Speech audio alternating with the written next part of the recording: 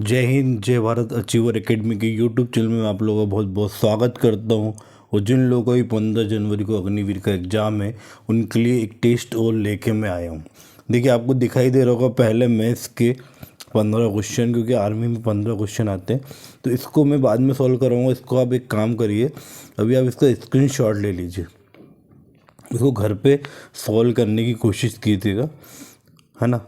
और मैं आपको अभी जो जीके और साइंस के बचे हुए क्वेश्चन हैं उनको मैं एक्सप्लेन करूंगा और यहीं पे उनका आंसर बताऊंगा। तो आप एक काम कीजिए, पहले ये मैथ्स के जो क्वेश्चन हैं उसका आप वो ले लीजिए स्क्रीनशॉट, देखिए।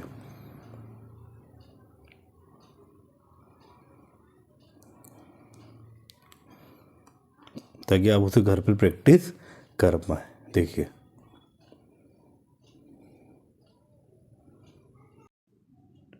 हम जीके की बात करते हैं तो क्वेश्चन नंबर 16 आपको दिखाई दे रहा है। इसमें प्रश्न है कि विश्व की सबसे पुरानी पुस्तक है। ऑप्शन में दिया गया है पंचतंत्र, महाभारत, रामायण और ऋग्वेद। तो आपको पता है ऋग्वेद जो है सबसे प्राचीन वेद है, इसीलिए इसका सही आंसर आएगा कि विश्व की सबसे पुरानी पुस्तक है ऋग्वेद। क्लियर हुआ। नेक्स्ट क्वेश्चन है, अंग्रेजों ने भारत में अपनी पहली व्यापारिक कोठी कहाँ खोजी। ऑप्शन है मछलीपट्टनम, उड़ीसा, सूरत और कोचीन। तो इसका सही आंसर है सूरत। अंग्रेजों ने जो भारत में पहली व्यापारिक कोठी खोली थी वो सूरत गुजरात में खोली थी। इंपॉर्टेंट क्वेश्चन है, हमेशा पूछा जाता है, ध्यान रखिएगा। देखिए, नेक्स्ट प्रश्न है कि भारत के प्रथम गवर्नर जनरल कौन थे। 4 ऑप्शन दिए गए। ए पे वॉरेन हेस्टिंग है, बी पे लॉर्ड विलियम बेंटिक है, सी पे लॉर्ड कैनिंग है और डी पे लॉर्ड माउंटबेटन। तो मैं आपको बता दूं कि भारत के जो प्रथम गवर्नर जनरल हैं वो है लॉर्ड विलियम बेंटिक, और इन्होंने ही राजा राम मोहन राय के साथ मिलकर 1829 में सती प्रथा का अंत किया था। तो इस प्रश्न का सही आंसर क्या होगा, लॉर्ड विलियम बेंटिक भारत के प्रथम गवर्नर जनरल हैं। देखिए, सी ऑप्शन पे जो लॉर्ड कैनिंग आपको दिखाई दे रहा है, ये 1857 की क्रांति के दौरान भारत के गवर्नर जनरल थे। ये क्वेश्चन पूछा जा सकता है कि 1870 की क्रांति में कौन जनरल था, गवर्नर जनरल, तो लॉर्ड कैनिंग। और जो आपको लॉर्ड माउंटबेटन दिखाई दे रहे हैं वो जब भारत आज़ाद हुआ उस समय गवर्नर जनरल थे। और स्वतंत्र भारत के प्रथम गवर्नर जनरल भी कौन थे, लॉर्ड माउंटबेटन। क्लियर हुआ। नेक्स्ट क्वेश्चन है, भारत कांग्रेस की पहली भारतीय महिला अध्यक्ष कौन थी। देखिए, प्रश्न को आपको अच्छे से पढ़ना है एग्जाम में। उसने पूछा पहली भारतीय महिला अध्यक्ष, तो इसका जो सही आंसर होगा वो सरोजनी नायडू होगा। और सिर्फ ये पूछता कि कांग्रेस की पहली महिला अध्यक्ष, तो कौन लगाता है, एनी बेसेंट, क्योंकि पहली बार कोई महिला अध्यक्ष बनी थी कांग्रेस की वो थी एनी बेसेंट, लेकिन पहली बार भारतीय महिला को बनाया गया था वो थी सरोजनी नायडू। तो आपको प्रश्न अच्छे से पढ़ना है और उसके बाद आंसर देना है एग्जाम हॉल में। अगला प्रश्न है कि असहयोग आंदोलन कब शुरू हुआ। तो आपको पता है महात्मा गांधी जी ने असहयोग आंदोलन चालू किया था जलियांवाला बाग हत्याकांड के विरोध में, ठीक है। और ये चालू हुआ था 1 अगस्त 1920 को, नागपुर अधिवेशन से हुआ था चालू। कांग्रेस का कौन सा अधिवेशन था, नागपुर। तो इसका जो सही आंसर है वो है 1920। असहयोग आंदोलन गांधी ने कब शुरू किया, 1920 में किया था, 1 अगस्त 1920। क्लियर हुआ। नेक्स्ट क्वेश्चन देखते हैं, कलिंग का युद्ध कब हुआ। आपको पता है जो कलिंग का युद्ध है वो अशोक और कलिंग के राजा खारवेल के बीच लड़ा गया था। और अशोक ने अपने जीवन में केवल एक ही युद्ध लड़ा है, वही उसका अंतिम युद्ध था, कलिंग का युद्ध। उसके बाद उसने शस्त्रों को अपना लिया था, ठीक है। तो इस प्रश्न का जो सही आंसर है वो है 261 ईसा पूर्व। कभी कभी वो युद्ध के सन पूछ लेता है। इससे पहले जो एग्ज़ाम हुआ था उसमें पूछा गया था हल्दी घाटी का युद्ध कब हुआ था, 1576 में हुआ था, अकबर वर्सेस महाराणा प्रताप। और इस प्रश्न में पूछा गया कलिंग का युद्ध कब हुआ, तो 261 ईसा पूर्व। तो कुछ इंपॉर्टेंट युद्धों की आपकी जो डेट है, सन है, वो आपको याद करके जाना है।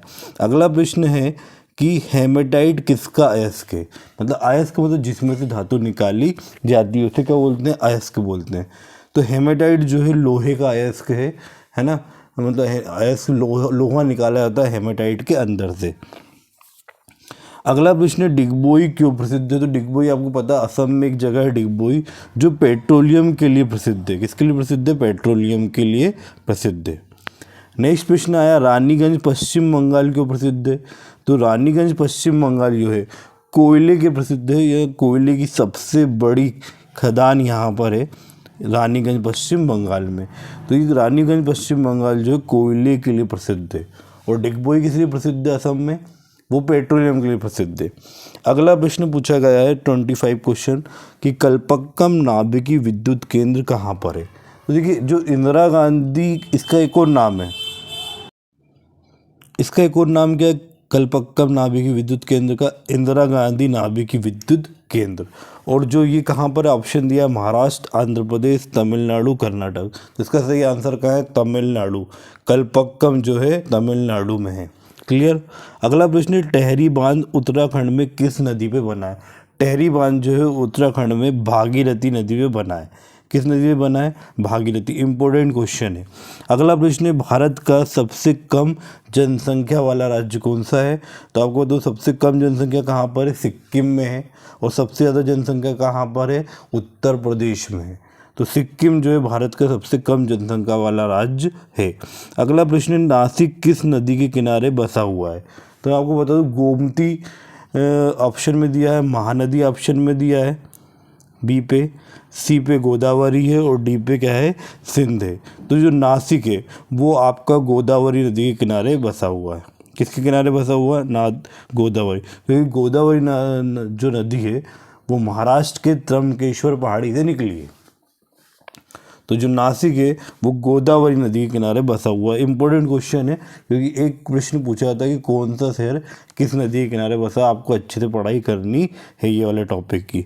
अगला प्रश्न है संविधान से कि राज्यसभा के सदस्यों का कार्यकाल कितने वर्ष का होता है? तो इसका सही आंसर है 6 वर्ष का होता है। और राज्यसभा को भी बोलते हैं स्थायी सदन या इसे ही बोलते हैं अपर हाउस। और राज्यसभा को कभी भी विघटित नहीं किया जा सकता, ये एक स्थायी सदन है। उसका कार्यकाल कितना होता है? 6 वर्ष का होता है। ठीक है, क्लियर। अगला प्रश्न है, इंटरपोल का मुख्यालय कहाँ पर है? तो इंटरपोल का मुख्यालय जो है वो लियोन्स पेरिस में है। कहाँ पर है? पर्टिकुलर जगह क्या है? Lions Paris. और पेरिस पड़ता फ्रांस में। तो इसका सही आंसर क्या होगा? फ्रांस, सी। अगला प्रश्न है, टोकोफेरोल किस विटामिन का रासायनिक नाम है? Vitamin A, vitamin B, vitamin E, vitamin C. तो विटामिन ई इसका सही आंसर है। विटामिन ई का रासायनिक नाम टोकोफेरोल है। देखिए ऑप्शन ए पर विटामिन ए है। विटामिन ए का रासायनिक नाम है रेटिनॉल। क्या है? रेटिनॉल। विटामिन बी का नाम है थायमिन। विटामिन ई का नाम है टोकोफेरोल और विटामिन सी का नाम है एस्कॉर्बिक एसिड। मैंने चारों चीज़ें आपको क्लियर करा दी। नेक्स्ट क्वेश्चन देखते हैं कि डीएनए मुख्यतः कहाँ पे पाया जाता है? तो ऑप्शन है माइटोकॉन्ड्रिया, केंद्रक, हरित लवक, कोशिका झिल्ली। तो देखिए डीएनए मुख्यतः कोशिका के केंद्रक में पाया जाता है। इसका सही आंसर क्या होगा? केंद्रक में। देखिए कुछ मात्रा में माइटोकॉन्ड्रिया और हरित लवक में भी पाया जाता है, लेकिन प्रश्न पूछा गया था कि डीएनए मुख्यतः कहाँ पाया जाता है। तो सही आंसर क्या होगा? कोशिका के केंद्रक में पाया गया। इसका सही आंसर है बी। अगला प्रश्न है, विटामिन सी की कमी से कौन सा रोग होता है? तो विटामिन सी की कमी से होता है स्कर्वी रोग। मोस्ट आईएमपी क्वेश्चन है। और आपको पता है कि विटामिन सी सभी खट्टे फलों में पाया जाता है। तो ये भी पूछ सकता है विटामिन सी का मुख्य स्रोत क्या है? सभी प्रकार के खट्टे फल। अगला प्रश्न है, अमीनो अम्लों की संख्या कितनी है? अमीनो अम्ल जिनसे प्रोटीन का निर्माण होता है वही होते हैं अमीनो अम्ल। और इनकी संख्या कितनी है? 20 है। कितनी है? 20। आईएमपी क्वेश्चन याद रखिएगा। नेक्स्ट क्वेश्चन पूछेगा कि लार में कौन सा एंजाइम पाया जाता है? ऑप्शन है पेप्सिन, बी रेनिन, सी टाइलिन, डी ट्रिप्सिन। तो इसका सही आंसर है टाइलिन। लार में टाइलिन नामक एंजाइम पाया जाता है। एंजाइम मतलब क्या होता है? जो भोजन को पचाने में मदद करता है उसे एंजाइम कहते हैं। और लार में क्या पाया जाता है? टाइलिन नामक एंजाइम पाया जाता है। और भोजन का जो पाचन है वो मुख से ही प्रारंभ हो जाता है ना। और पूरी तरह से पाचन कहाँ होगा? छोटी आंत में। ये क्वेश्चन भी पूछा जा सकता है। अगला प्रश्न, चेहरे में कितनी हड्डियाँ होती है? तो इसका जो सही आंसर है वो है 14।